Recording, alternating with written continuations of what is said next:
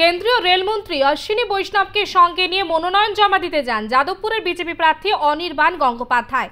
হুটখোলা গাড়িতে বর্ণাঢ্য শোভাযাত্রা করে মনোনয়ন জমা দিতে যান প্রার্থী।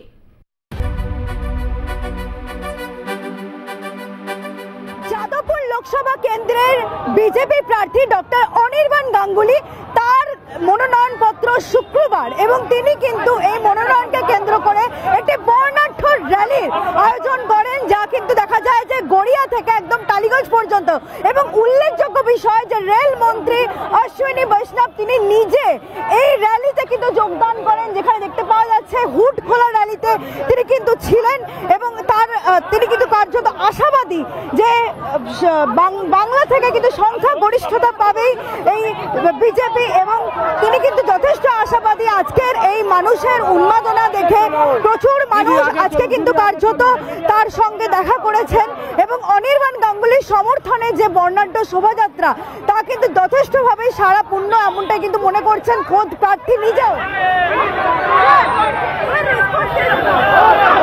पूरे पश्चिम बंगाल के जन जन ने मानस बना लिया है कि इस बार भारतीय जनता पार्टी को बहुत बड़ी मेजॉरिटी से संसद में भारतीय जनता पार्टी के कैंडिडेट्स को भेजेंगे और प्रधानमंत्री श्री नरेंद्र मोदी जी को फिर से बड़ी मेजॉरिटी से प्रधानमंत्री बनाएंगे। सभी पश्चिम बंगाल के जन जन को समझ में आ गया है किस तरह से टीएमसी का करप्शन, किस तरह से टीएमसी का महिलाओं पे अत्याचार, तो सबको समझ में आ गया है किस तरह से नौजवानों के रोजगार के अवसर छीनने का वो टीएमसी के सब कारनामे लोगों को समझ में आ गए।